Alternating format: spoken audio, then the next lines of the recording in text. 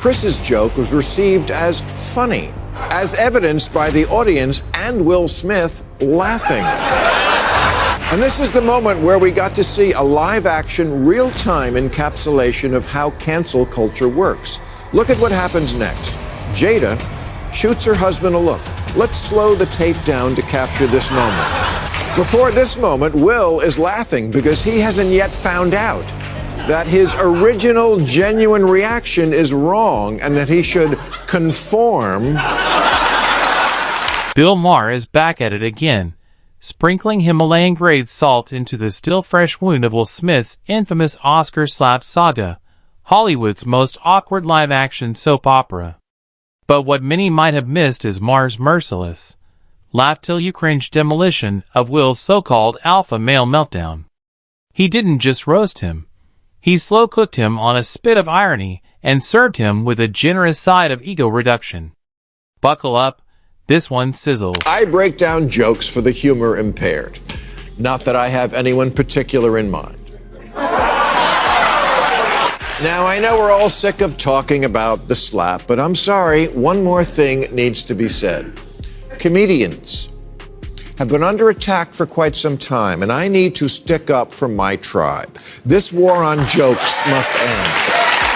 So tonight, let's Zapruder film this thing once and for all and explain jokes to idiots. You heard the man, and he's got a point. Jokes have been taking hits for years now. First, the self-appointed fun police went after movies, deciding which stories were safe enough for public consumption. Now they've turned their sights on comedy itself, drawing moral battle lines over punchlines. It's as if they've made it their life's mission to sandblast every trace of humor from civilization. But Bill Maher isn't the kind to sit quietly while the free exchange of laughter gets strangled by hashtags. Fed up with the woke mob's ever-growing "do not joke" list, Maher grabbed his mic, his wit, and a flamethrower. Now, at the Oscars, Chris Rock came out to present a boring award and first did what he is supposed to do, get some laughs doing what we comics call crowd work.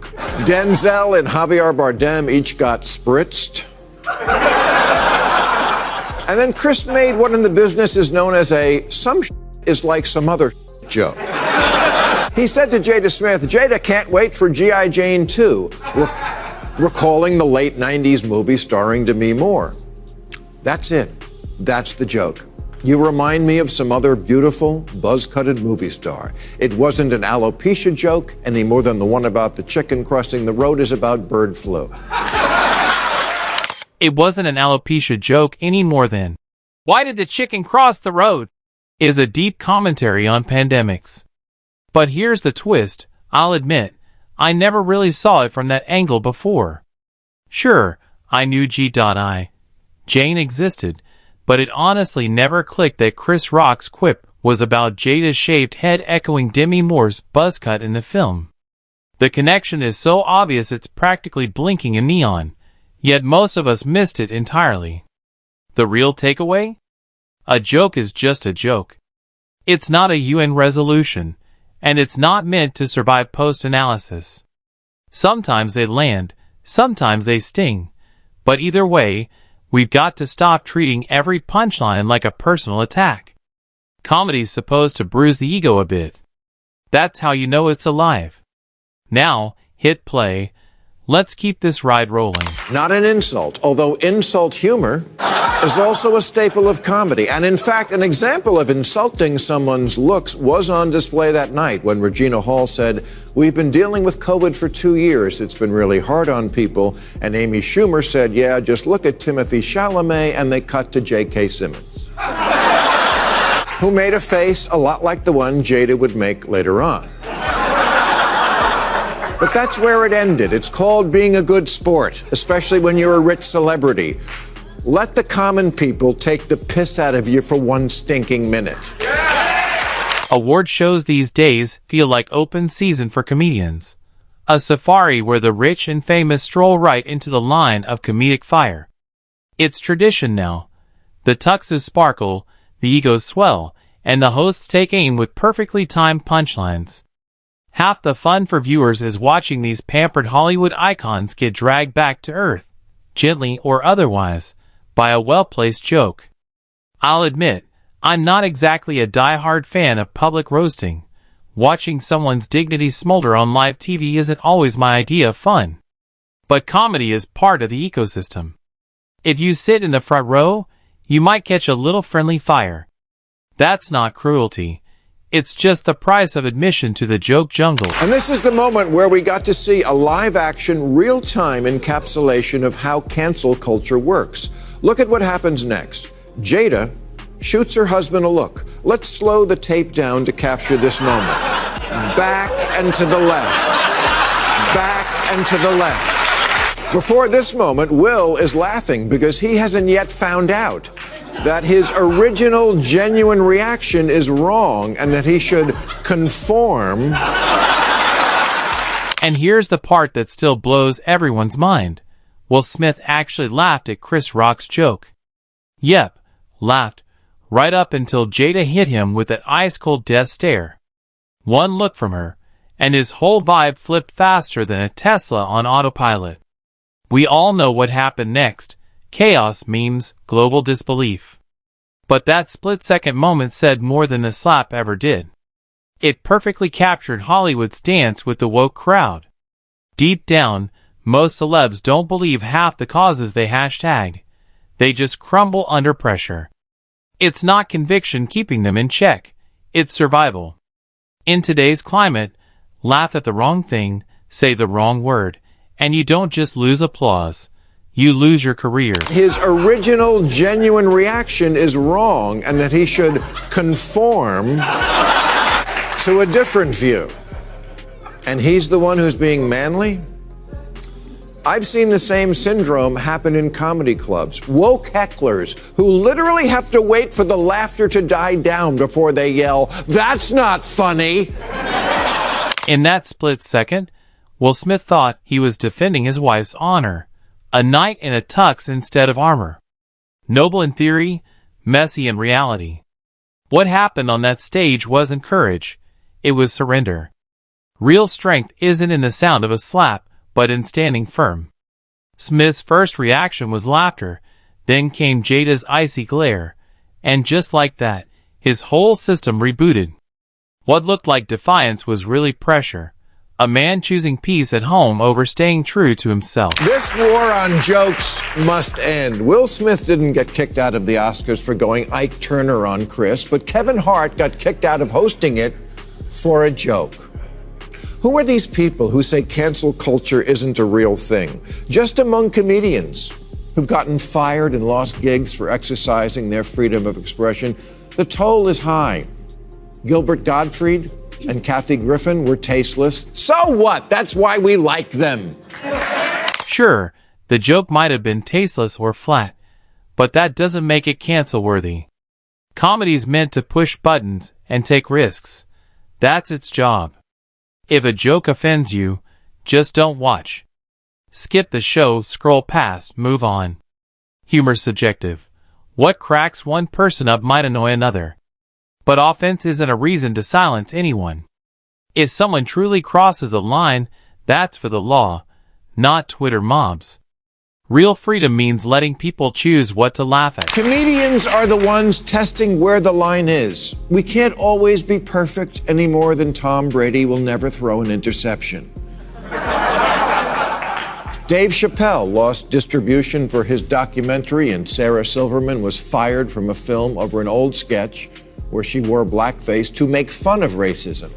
Roseanne lost the TV show she created with her name on it over tweets that were very offensive, but not at all clear Roseanne knew them to be. She is crazy, and I say that as a friend. Sarah Silverman's story lands like a joke that turns into a gut check.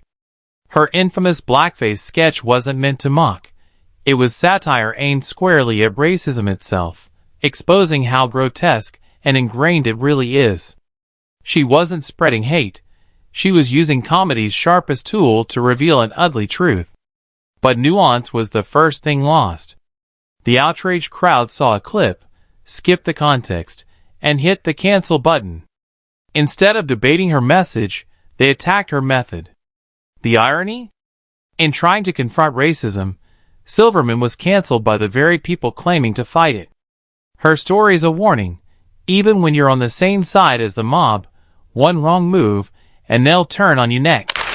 Will Smith wasn't pulled off stage, but comedian Nimesh Patel was literally pulled off stage during a performance at Columbia for a joke about how hard it is to be gay and black. Not an anti-gay joke, mind you, a pro-gay joke. But one of the event organizers walked on stage and said, "I don't think you're entitled to certain jokes you're making." Well, a sense of entitlement certainly is a big part of the problem here, but not on the part of the comedian. This is where things shift from ironic to downright absurd. Comedian Nimesh Patel was literally pulled off stage mid-set, not for mocking the woke crowd, but for telling a joke that agreed with him. Think about that. He was on their side, and still got canceled. It's like trying to pet a cat that scratches you for doing it right. At this point, the outrage brigade seems to have reached a strange kind of enlightenment. So woke they've woken up against themselves. If you joke about them, you're the villain. If you agree with them, you're still problematic. Patel's experience makes it clear.